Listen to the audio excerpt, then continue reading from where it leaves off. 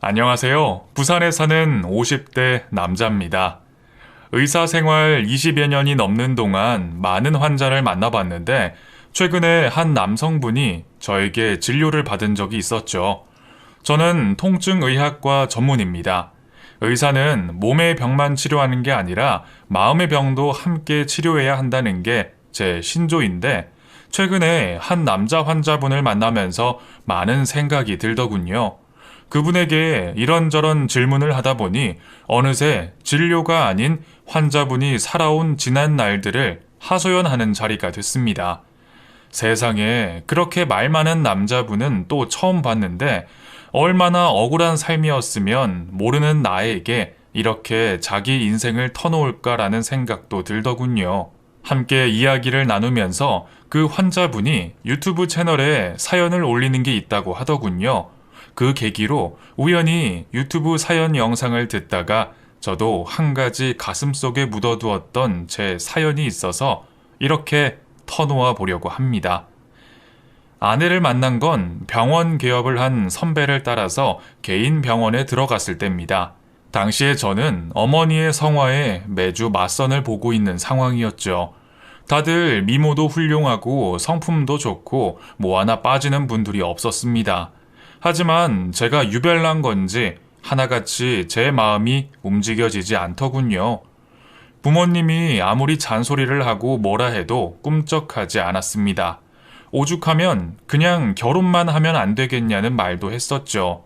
도대체 네가 뭐가 문제야? 직업 좋지, 재산 있지, 못난 얼굴도 아니고 성격도 좋고 그런데 왜 장가를 못 가? 이쯤 되면 엄마, 장가를 못 가는 게 아니라 내가 안 가는 거야. 나 지금도 혼자 충분히 살만해. 피 말리는 꼴 보려고 그래? 제발 좋으니까 아무 여자라도 데려와서 장가만 가. 응? 주말마다 맞선 보는 게 힘들 때쯤 아내가 병원에 취직을 했었습니다. 간호사였던 아내는 누가 봐도 한눈에 반할 외모를 가지고 있었으며 성격까지 좋았죠. 저 말고 동료 원장님도 아내를 마음에 들어 할 정도였으니까요. 저는 성격이 소심한 편이라 쉽게 아내에게 속마음을 비추지는 않았으며 다가가지도 않았습니다. 아내가 마음에 들었지만 속만 애태우며 발을 동동 구르고 있을 때였죠. 그러다 우연히 아내와 늦게 퇴근을 하게 된 날이 있었는데 그 순간 이때가 기회구나 싶어 아내와 많은 대화를 하면서 함께 병원을 나왔습니다. 그날 아내에 대해 참 많은 걸 알 수 있었죠. 아내는 저보다 9살이 어렸습니다. 그리고 자신이 처한 상황에 대해서 낙담하거나 비관적이지 않았으며 긍정적인 모습이 예뻐 보였죠. 또 병원 근처에서 혼자 자취를 하며 부모님이 안 계신다고 하더군요. 고아원에서 자라 성인이 되면서 일과 공부를 같이 병행했다고 했습니다. 학업을 포기하고 싶기도 했지만 다행히 고마우신 후원자분들을 만나 공부를 쭉 할 수 있게 됐으며 이 병원이 첫 직장이라고 하더군요. 그 후로 저와 아내는 마주칠 때마다 서로 많은 대화를 했습니다. 점점 제 마음속에 아내가 크게 자리 잡고 있다는 걸 알 수 있었죠. 그리고 제가 결혼을 한다면 이런 여자랑 하고 싶다는 생각까지 이르렀습니다. 아내에게 흠이라 할 건 고아라는 것 말고는 어떠한 단점도 찾을 수 없었네요. 병원에서도 가장 친절한 간호사를 1년이 넘게 유지하기도 했었죠. 그런 아내에 대한 마음을 한마디로 말하자면 점 찍었다는 말이 맞겠군요. 하루는 퇴근하는 아내와 병원을 나서는 순간이 있었습니다. 그때 제가 아내에게 처음으로 저녁 식사를 하자고 제안을 했었죠. 그날 당황해하는 아내의 표정을 아직도 잊을 수 없네요. 어찌나 귀여웠는지 모릅니다. 아내는 주춤거리더니 좋다며 저를 따라 나섰죠. 그렇게 저녁 식사를 계기로 더 가까워진 저희는 연인이 되었으며 한 달 만에 제가 프로포즈를 하게 됐네요. 솔직히 저희 부모님의 반대가 마음에 쓰였지만 아내의 겉모습이 아닌 내적인 모습을 알게 되면 부모님도 좋아하실 거라고 확신했었습니다. 하지만 그건 제 착각이더군요. 부모님은 제가 누구든 좋으니 결혼할 여자만 데리고 와라 할 정도로 제 결혼이 시급했던 분들이었습니다. 하지만 아내 될 사람의 배경을 듣는 순간 태도가 확 돌변하고 말더군요. 그냥 결혼할 상대만 있으면 됐던 분들이 갑자기 꼬치꼬치 따져 묻기 시작했습니다. 부모님이 안 계신다고? 네, 어릴 때 부모님을 잃어버리고 고아원으로 보내졌어요. 그래서 부모님이 어디 계시는지 살아 계시는지조차도 모르고요. 데려와도 꼭 이런 애를 데려와. 이래서 내가 네 결혼에 이래라 저래라 하는 거야. 엄마, 그게 이 사람 잘못도 아니고. 그리고 지금은 누구보다 자기 인생을 멋지게 살고 있어요. 엄마도 주영 씨랑 몇 번 만나보면 얼마나 좋은 사람인지 알게 될 거예요. 근본도 없는 사람을 내가 왜 알아야 하는데? 알고 싶지도 않아. 부모님은 아내가 고아원 출신이라는 말 한마디에 정색을 하며 표정이 바뀌어지더군요. 그동안 제가 알고 있던 부모님의 모습이 아니었었죠.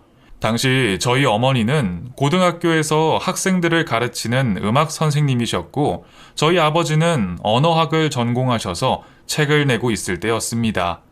남들은 저희 집안을 교육자 집안이라며 소개를 시키기도 했었죠. 그런 환경에서 자란 저에게 기대가 큰 걸 모르는 건 아니었습니다. 그리고 부모님 입장을 충분히 이해도 했었죠. 두 분이서 하나뿐인 외동아들이 결혼을 하겠다고 데려온 신부감이 기준에 못 미칠 수 있을 거라는 건 예상했었습니다. 하지만 누누이 저에게 말씀하신 게 제발 결혼만 했으면 좋겠다는 말을 입에 달고 사셨기 때문에 어떤 여자를 아내로 데려오는지는 크게 중요하지 않다고 생각했었죠. 하지만 막상 고아 출신의 아내를 데려오니 부모님은 그저 기가 막혀 하셨습니다. 아내의 마음을 얻은 후 결혼을 하겠다고 결심한 순간부터 아내가 아니면 결혼을 하지 않겠다는 확고한 마음이 있었습니다.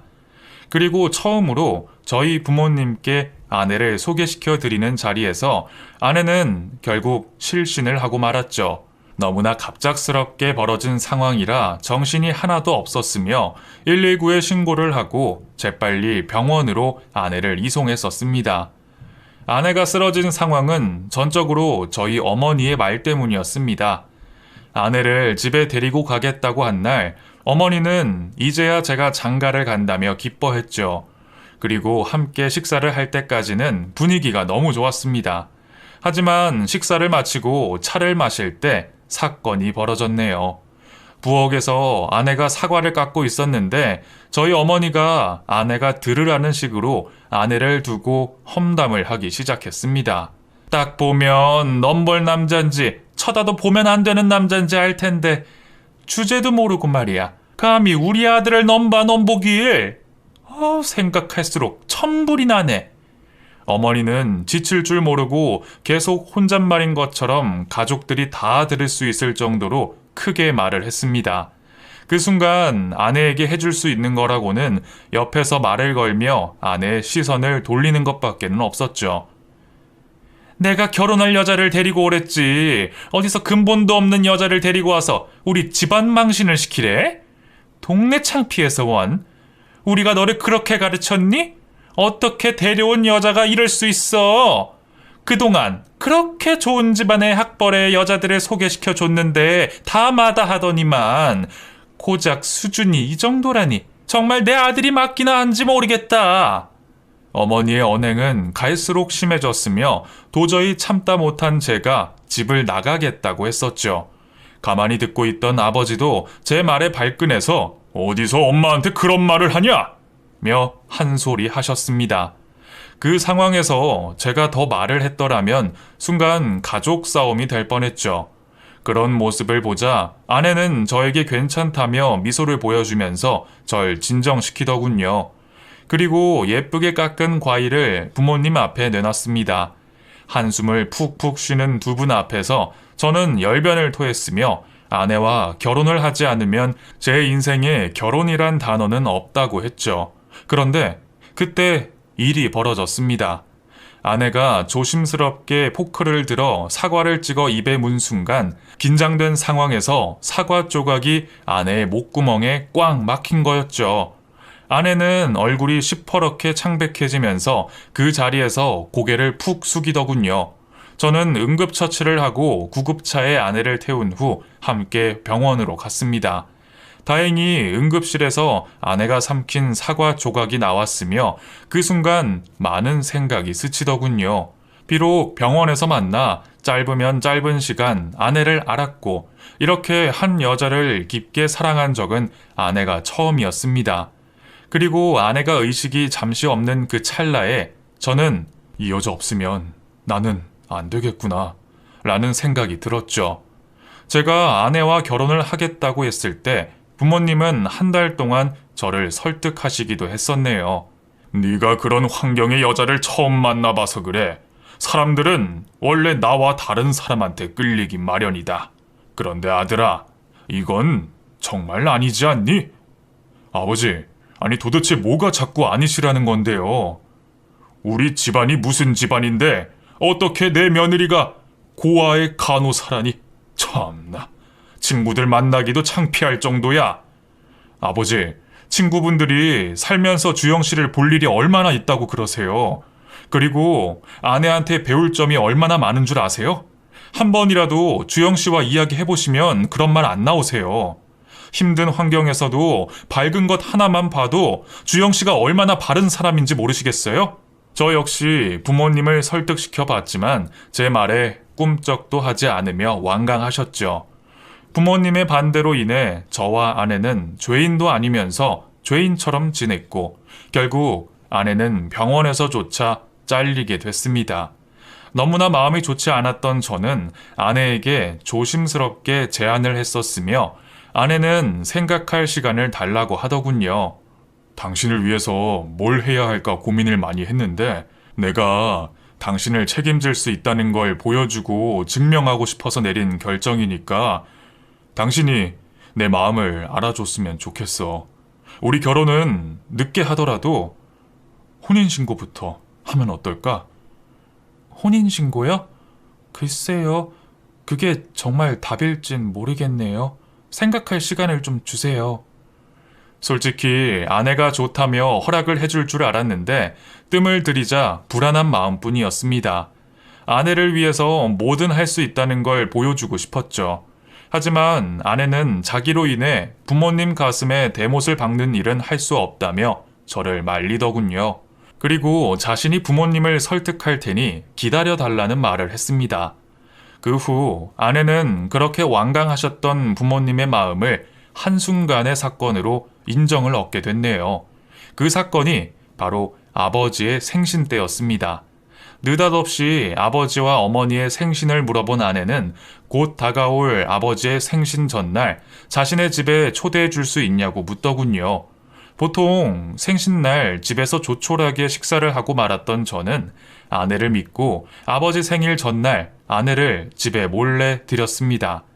아내는 저와 함께 제 방에 있다가 아버지 생일 당일인 새벽에 혼자서 부엌에서 뭔가 바쁘게 움직였네요. 중간에 부모님이 깨실까봐 제가 망을 보며 아내는 아버지를 위한 생신상을 차렸습니다. 망을 보는 내내 이게 먹힐까 의구심이 들긴 했었죠. 그런데 웬걸요. 아침 준비를 하러 나오신 어머니가 식탁에 차려진 생신상을 보고 놀라서 기겁을 하더군요. 그 앞에 서 있는 저와 아내를 보며 너희 둘이 이렇게 만들었니? 라며 입가에 미소가 번지는 걸 봤습니다. 제가 한 게 아니라 아내가 잠도 못 자가며 새벽에 일어나서 차렸다고 했죠. 아버지도 뒤늦게 생신상을 보시고는 입이 떡 벌어지셨습니다.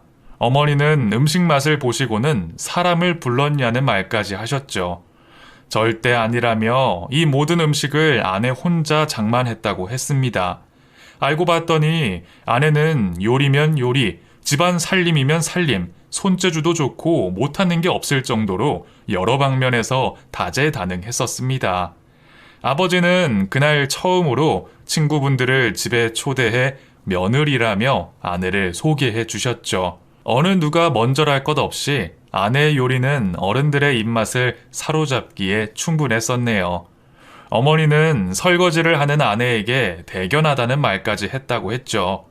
아내는 음식뿐만 아니라 더 나아가 아버지를 위한 생신 이벤트까지 준비한 듯 했습니다. 아버님, 제가 부족하지만 노래 한 곡 뽑아도 될까요? 정말? 어디 한번 들어보자. 아내의 노래 실력은 그야말로 앵콜을 부르기에 충분했었습니다.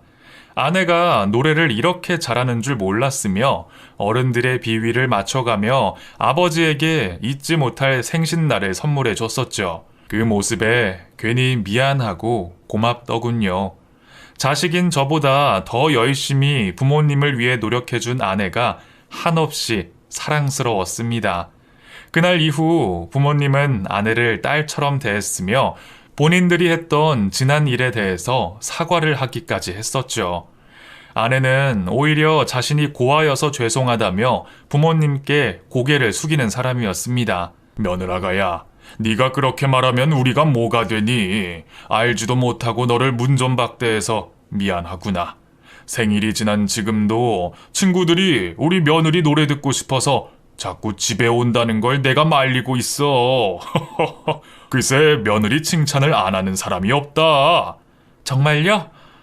앞으로 아버님, 어머님, 제가 더 잘할게요. 아내는 항상 반듯하고 한결같은 사람이었습니다. 부모님의 마음을 사로잡기에 충분했으며 결혼한 뒤에는 매일 저희 집에 안부 전화를 하며 친딸처럼 살뜰히 부모님을 챙겼죠. 당신 힘들지 않아? 오늘도 엄마 보고 왔다며. 내가 힘들 게 뭐 있어요. 난 어머니랑 다니는 거 좋아요. 오늘은 쇼핑하다가 어머니 친구분들 만났는데 우리 어머니가 제일 예쁘더라고요.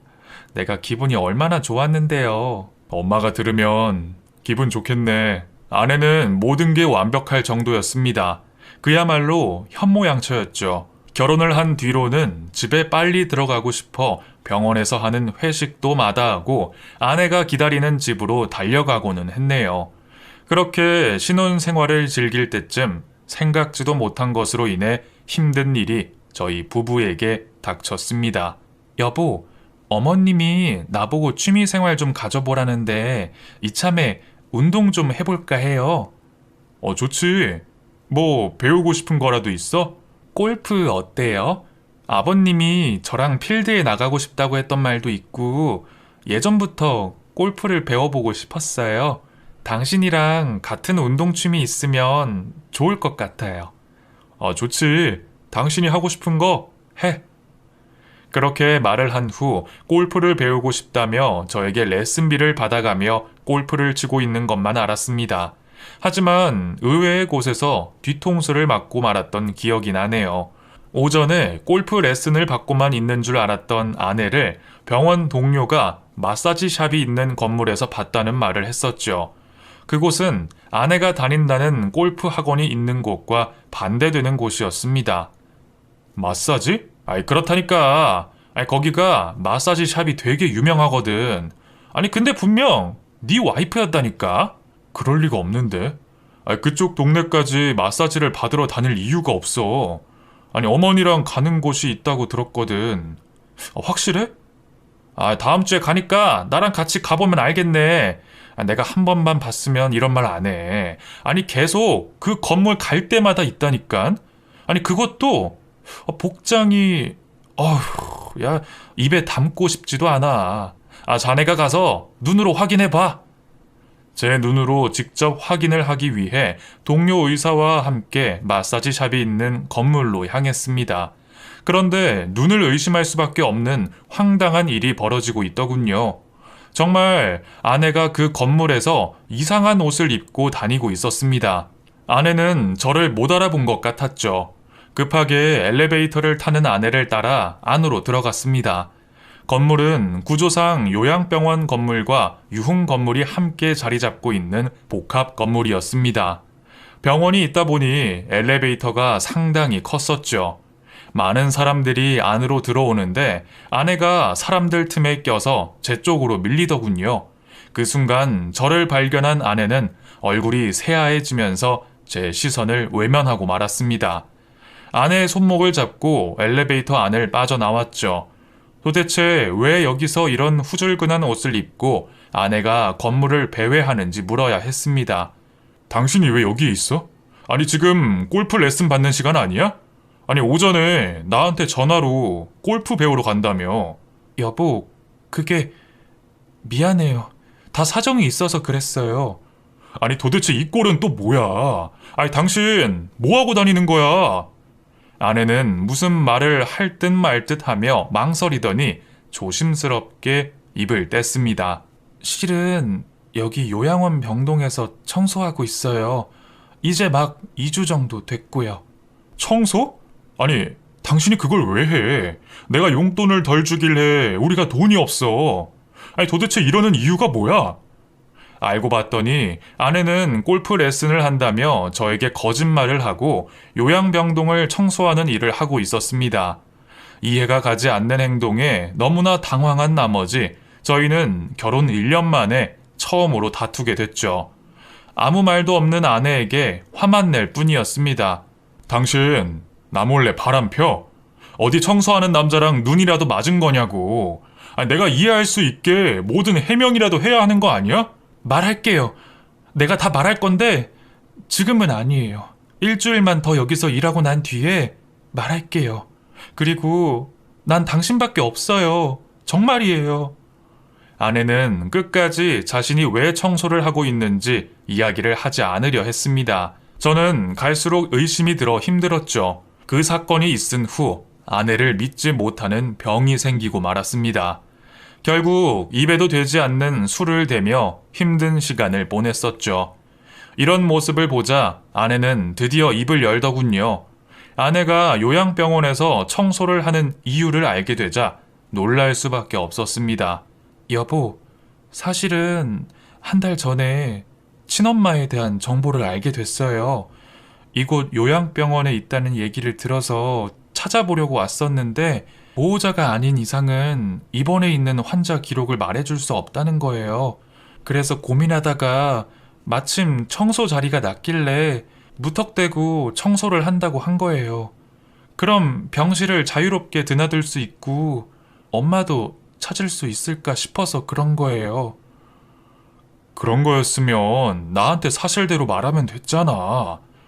확실히 엄마가 여기 있는 것도 아니고 바쁜 당신한테 괜한 일로 걱정시키고 싶지 않았어요. 그리고 엄마 찾는 게 미안해서요. 뭐가 미안해. 당신 어머니면 나한테도 어머니인걸. 아니 그런데 장모님이 살아 계신다는 거야? 그런 것 같아요. 아내의 수상한 행동에 솔직히 의심을 많이 했었습니다. 외도를 저지른 건 아닌지 하고 말이죠. 원망도 많이 했으며 결혼 생활이 삐걱대자 모든 걸 아내의 탓으로 돌리기도 했었네요. 아내를 미워하고 원망했던 제 자신이 한없이 초라하며 아내를 믿지 못한 것에 그저 미안할 뿐이었습니다. 하지만 저에게 더 미안해하는 아내를 보니 다시는 아내를 의심하지 말자고 여겼네요. 그 후 저희 부부는 장모님을 찾기 위해 백방으로 노력했으나 모두 헛수고였죠. 아내에게 도움이 되지 못하는 것이 미안했지만 그것도 시간이 흐르니 잊혀지더군요. 그 후 아내와 제 사이에는 귀여운 아들이 태어났고 저희 부부는 아이로 인해 매 순간이 행복했습니다. 아빠가 되니 부모의 마음도 자식의 마음도 모두 알 것만 같더군요. 아들을 키우면서 아내는 더욱더 장모님을 잊지 못하는 듯 보였습니다. 마치 향수병을 앓는 사람처럼 보였죠. 차라리 장모님에 대한 소식조차 몰랐으면 덜 그랬겠지만 아내에게 장모님의 소식을 계속 찾아다 주는 사람이 있었기 때문에 아내는 장모님을 언젠가는 찾겠다는 희망을 놓지 못하는 것 같았습니다. 한 번은 아내에게 전문적으로 사람만 찾아주는 곳에 부탁을 해보면 어떻겠냐는 말을 한 적이 있었어요. 아내는 딱 잘라 거절을 하더군요. 그때부터 아내에게 뭔가 사건이 벌어지고 있었으며 바보같이 그걸 모르고 있었네요. 여보, 차라리 전문적인 곳에 장모님을 찾아달라고 하면 어떨까? 돈이야 뭐 얼마든지 들어도 되니까. 고아원에서 일했던 직원분이 알면 얼마나 알겠어. 안 그래? 당신은 이제 그만 제 일에 신경 끄는 게 좋겠어요. 뭐라고? 더 이상 엄마 일로 신경 쓰는 거 원치 않아요. 어머님이나 아버님한테도 괜히 미안하고요. 이 일은 더 이상 꺼내지 마요. 아내는 장모님을 찾는 일에 간절했으면서 저에게 딱 잘라 말하며 다시는 장모님 이야기를 꺼내지 말라는 말에 괜히 섭섭함이 밀려오더군요. 아내 딴에는 제 걱정 때문에 더 이상 짐을 주기 싫어서 한 행동 같았지만 서운함은 어쩔 수 없었죠. 이대로 괜찮겠어? 이제 엄마 안 찾을게요.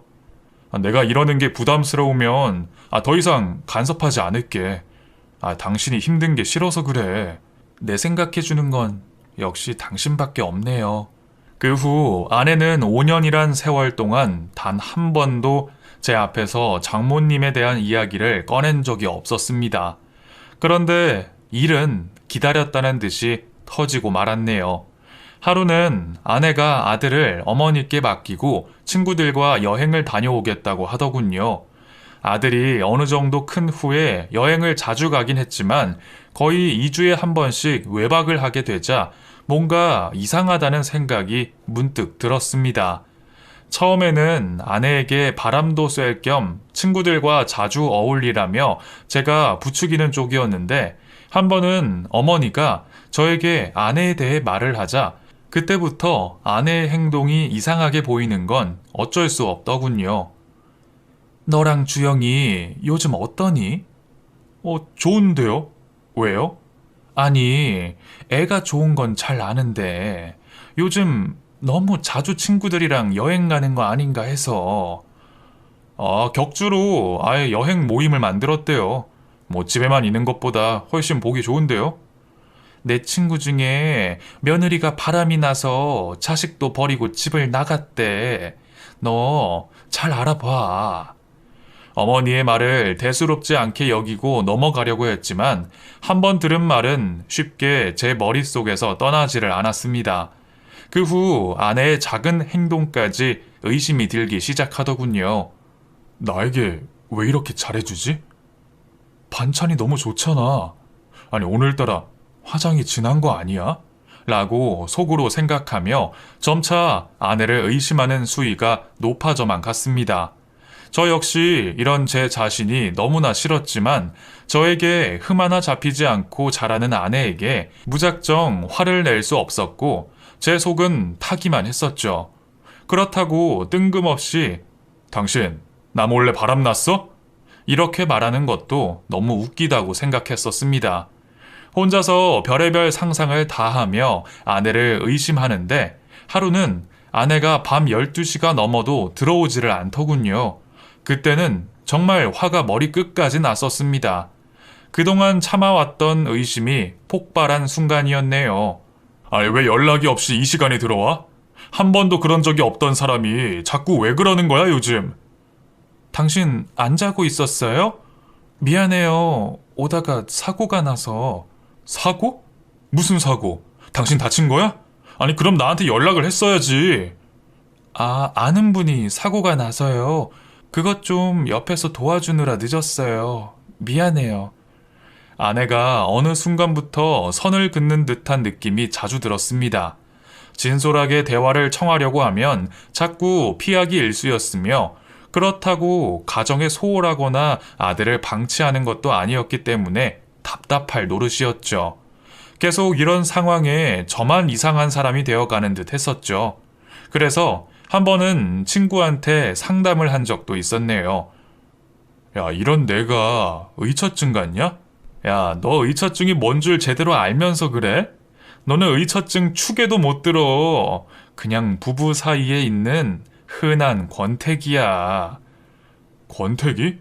야, 부부도 권태기가 있냐? 있지. 왜 없어? 그리고 워낙 재수 씨가 만능이니까 네가 질린 걸 수도 있고. 그래서 계속 꼬투리를 잡으려고 눈에 불을 켜고 있는 거 아니야? 아니라니까. 분명 뭔가 숨기는 게 있다고. 상담가인 친구도 제 결혼 생활은 심각한 수준으로 봐주지 않더군요. 아니면 친구라서 우스갯소리로 듣고는 그냥 넘긴 건지도 모르죠. 그런데 며칠이 지나서 아내가 친구들과 여행을 간 날 집에 저와 아들 단 둘이만 있을 때 일이 터지고 말았습니다. 아들과 모처럼 놀아주기 위해 집에서 숨바꼭질을 한 적이 있었네요. 아들이 워낙 개구쟁이여서 감쪽같이 잘 숨느라 제가 애를 먹은 적이 한두 번이 아니었습니다. 기필코 아들을 찾겠다는 심정으로 집 안을 돌아다니며 아들을 찾는데 뭔가 툭 하는 소리가 들리는 게 아니겠어요. 당연히 아들이다 싶어 안방으로 들어갔으며 소리가 난 곳으로 가봤습니다. 소리는 아내의 화장대 옆에 있는 붙박이장에서 나는 소리였죠. 아들을 찾았다는 기쁜 마음에 아내의 붙박이장을 연 순간 제 얼굴은 놀라서 입이 다물어지지 않았습니다. 해맑게 저에게 돈다발을 들어 보이며 웃는 아들을 보자 어이가 없었죠. 아빠, 이거 봐. 엄청 많지? 너 이거 어디서 났어? 아들이 저에게 보여준 건 아내의 낡은 명품백 안에 들어있던 지폐였습니다. 명품백 안에는 현금 다발이 뭉치로 넣어져 있더군요. 도대체 이 많은 현금들을 왜 아내가 가지고 있는지 궁금할 뿐이었습니다. 아들은 현금을 머리 위로 던지며 놀고 있는데 서둘러 숨바꼭질을 멈추고 재워야 했죠. 간신히 재우고 나와 널브러져 있는 현금을 모두 세어봤습니다. 가방에 있는 것까지 포함해서 모두 500만 원이 조금 못 되는 금액이더군요. 아내는 이 많은 돈들이 어디서 났을까요? 매달 생활비를 주긴 했지만 아무리 저축을 해도 이 정도로 모을 수는 없는 노릇인데 점점 아내가 더 수상해지기 시작했습니다. 결국 아내 몰래 사람을 시켜 미행을 하게 됐죠. 아내의 24시간을 감시하는데 꽤 많은 비용이 들었습니다. 하지만 그 돈이 전혀 아깝지 않았죠. 그래서 일부러 24시간을 미행하는 방법을 택했네요. 2주간의 미행을 끝으로 드디어 아내의 비밀을 알 수가 있었습니다. 이거 추가 비용이 있는 건 아시죠? 이 아내분이 아주 부지런하던데요. 뭐 한시도 가만히 있는 적이 없어요. 아니 그 와중에 지방까지 다녀왔다니까요. 지방이요? 자세한 건 다 이 서류에 써 있고요. 어쨌든 아내분이 바람이 나거나 뭐 다른 분이 있는 건 아닌 것 같습니다. 아니 그런데 돈도 많으신 분 같은데 왜 아내분이 그렇게 일을 하러 다니는 겁니까? 흥신소 직원이 저에게 들려준 말은 충격 그 자체였습니다. 아내는 하루에 2곳으로 아르바이트를 다녔다고 해요. 한 곳은 파트타임으로 일할 수 있는 식당 알바와 다른 곳은 타일 시공을 하는 보조로 일용직 같은 일들을 한다고 했습니다. 도대체 아내가 왜 이런 일들을 하는지 이해가 안 됐을 뿐이었죠. 아내의 일상은 이랬습니다. 오전에 저를 출근시키고 아이를 등원시키면 타일 시공을 하는 팀을 따라 화장실이나 건물 외벽에 타일을 붙이는 보조를 했으며 그 일이 끝나면 식당에서 홀서빙을 3시간 정도 한 후 아들을 픽업하러 다녔다는 말을 했네요. 그 후 가끔 지방으로 내려가 몇 시간씩 특정한 장소에 있다가 집으로 오고는 했다고 합니다. 그리고 직원이 저에게 건네준 사진을 보자 놀라지 않을 수가 없었네요. 아내가 일을 하는 사진부터 지방에 내려가 누군가를 만나는 사진까지 자세하게 나와 있었죠. 그리고 아내가 이렇게까지 열심히 돈을 모으고 일을 해야만 한 이유가 마지막 사진에 나와 있더군요. 아내는 친모인 장모님을 찾은 거였습니다. 그리고 그 많은 돈을 매달 지방에 계시는 장모님에게 드렸던 거였죠. 저희가 조사한 바로는 아내분의 친모가 맞고요. 이 아내분이 매달 이곳에 500 가까이 돈을 갖다 줬더군요. 직원은 그러면서 저에게 차마 볼 수 없는 사진을 한 장 내밀었습니다. 장모님이 아내에게 악을 쓰며 소리를 치는 모습이었죠. 도대체 왜 이런 수모를 겪으면서까지 장모님에게 돈을 바치는지 아내가 정말 이해가 되지 않았습니다. 아내의 모든 비밀을 알고 난 후 저는 그날부로 한숨도 잠을 잘 수 없었죠. 진실을 알기 전까지는 그렇게 아내를 의심하고 미워했는데 막상 모든 진실을 알게 되자 제일 먼저 제 눈에 들어왔던 건 퉁퉁 부은 아내의 손이었네요. 아니 도대체 손이 이렇게 망가질 정도가 되려면 얼마나 일을 해야 하는 거야? 라고 속으로 생각을 한 적이 있었습니다. 아내의 힘든 모습들을 보자 도저히 참을 수가 없는 지경에까지 이르는 순간이 오더군요. 결국 아내가 친구들과 여행을 간다고 나간 날 미행을 해서 지방으로 내려갔었습니다. 생전 얼굴 한번 안 비쳤던 처가를 처음 방문하는 순간이었죠. 어느 시골로 들어가 주택 앞에 멈춘 아내의 차를 따라 저 역시 멀리 차를 주차하고 아내가 들어간 곳으로 걸어서 들어갔습니다. 그런데 그 순간 놀라는 일들이 제 앞에 펼쳐지고 말았네요. 꼭 아들 또래의 남자가 아내를 보자 엄마 하며 다가와 안기는 모습을 제 두 눈으로 똑똑히 보고 말았습니다. 아내는 당연한 듯이 그 아이를 안아주며 제 아들에게 보여줬던 그 미소를 보내며 말을 하더군요. 우리 아들 잘 있었어? 엄마가 너무 늦었지? 할머니는 어디 계셔? 분명히 아내의 입에서 나오는 그 말들이 제 귀에 또렷하게 들리는 순간 저는 집 안으로 들어가는 아내를 붙잡았네요. 그때만큼은 영화처럼 시간이 멈추는 기분이었습니다. 김주영, 너 여기서 뭐 하는 거야? 당신이 여길 어떻게? 그 순간 10명이 넘는 아이들이 모두 마당으로 나와 아내를 보고 엄마라고 외치며 나오는 걸 보고 말았습니다. 도대체 이 상황이 무슨 상황인지 가늠할 수조차 없었죠. 그리고 멀리서 사진 속에서 아내에게 큰 소리를 치며 화를 내는 모습을 보였던 아내의 친모이자 제 장모님이 나타났습니다. 당신 지금 여기서 뭐해? 왜 이 아이들이 당신한테 엄마라고 하는 거야? 여보, 내가 사실대로 다 말할게요. 그러니까 화내지 말고. 지금 내가 화가 안 나게 생겼어? 당신한테 나는 도대체 뭐길래 이 상황을 이런 식으로 알게 만드냐고! 아내는 울면서 화가 난 저를 진정시킬 뿐 아무 말도 못하며 제 옆에 서 있기만 하더군요. 그때 저를 부른 사람은 장모님이었습니다. 장모님은 안 그래도 저에게 연락을 하려고 했다며 그동안 있었던 모든 일들을 말해주더군요.